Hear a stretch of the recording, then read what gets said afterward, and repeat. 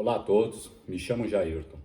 Sou aluno do sexto semestre do curso de Direito e neste vídeo abordarei de uma forma bem singela os relatos discutidos nos autos de apelação civil da comarca de Mogi Guaçu, no caso concreto de improbidade administrativa referente ao concurso público para a Guarda Municipal do município de Estiva Gebre, São Paulo, da qual acordam o Tribunal de Justiça do Estado de São Paulo, que expressou a seguinte decisão, por maioria dos votos, em julgamento estendido, negar o provimento aos recursos.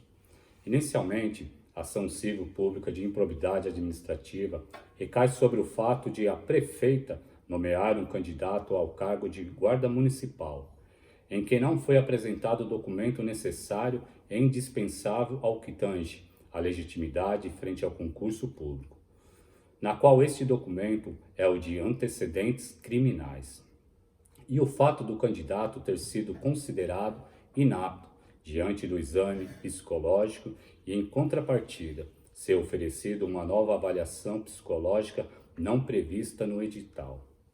E diante das circunstâncias apresentadas como prova concreta, e a não conformidade diante dos requisitos previstos para o concurso público, que viola o princípio da legalidade, da impessoalidade e da moralidade conferidos no artigo 37 da Constituição Federal, mostrando de forma inexistente a conduta de integridade administrativa prevista no artigo 11, inciso 5º da Lei 8.429 de 92. Primeiramente, quero tratar sobre a conduta de improbidade administrativa, que estão atreladas a um comportamento que fere a honestidade e a lealdade da coisa pública ou particular como um todo.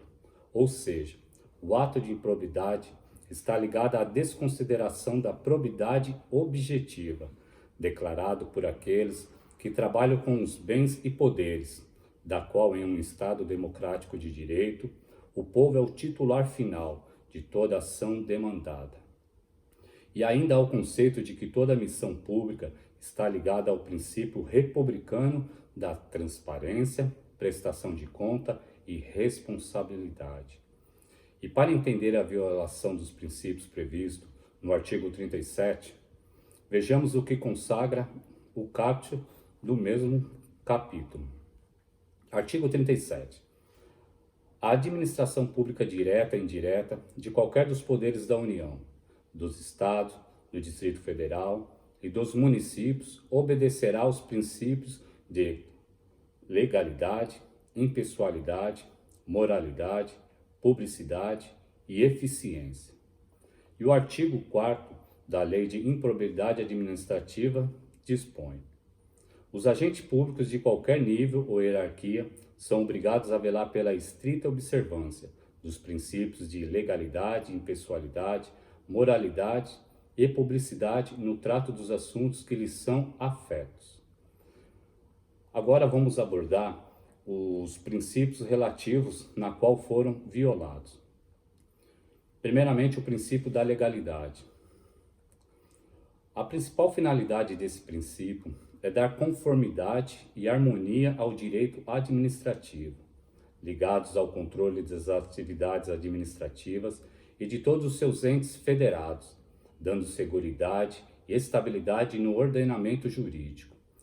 E segundo Miguel Reale, princípios são, pois verdades ou juízos fundamentais, que servem de alicerce ou de garantia de certeza a um conjunto de juízos que carregam consigo alto grau de imperatividade, ou seja, o caráter normativo dever ser.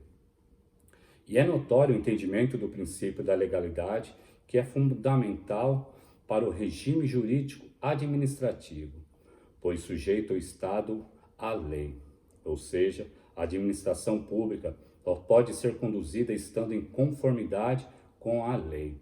E segundo o apontamento do professor de Direito Constitucional Eduardo, a administração pública deve fazer o que a lei determina, diferentemente dos cidadãos, no caso administrados, que podem fazer tudo o que a lei não proíbe. Nota-se que tal conceito é fundamentado no inciso 2 do artigo 5º da Constituição Federal, na qual diz: a Constituição Federal consagrou o princípio da legalidade no inciso 2 do artigo 5º. Todos são iguais perante a lei, sem distinção de qualquer natureza, garantindo-se aos brasileiros e aos estrangeiros residentes no país a inviolabilidade do direito à vida, à liberdade, à igualdade, à segurança e à propriedade, nos termos seguintes: ninguém será obrigado a fazer ou deixar de fazer alguma coisa, senão em virtude de lei. Aqui o legislador declara de forma direta e objetiva de proteger o interesse coletivo como um todo.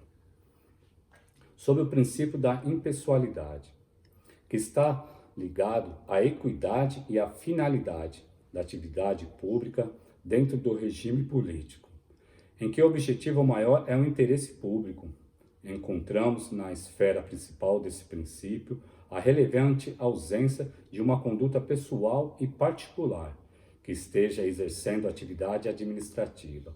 O gerenciador central político é o próprio Estado, que tem um compromisso objetivo através deste princípio, que qualquer conduta realizada no âmbito da atividade pública possa ser neutra e objetiva ao interesse público.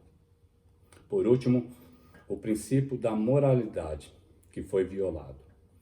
Não se confunde com a moral comum, que, segundo o professor Moreira Neto, aponta a distinção entre a chamada moral comum e a moral administrativa.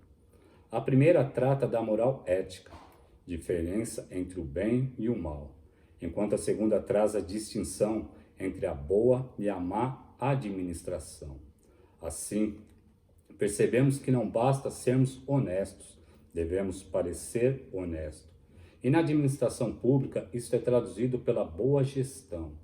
E diante de qualquer conduta realizada pelo administrador público, deve-se observar o cumprimento dos termos legais, atuando com ética, a probidade, a lealdade e honestidade.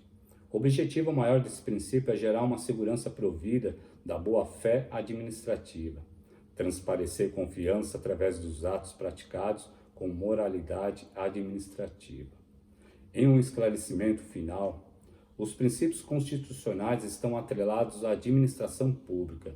Deste modo, o Estado apenas terá obtido ênfase em sua administração se todos os princípios conferidos no artigo 37 foram aplicados de forma precisa.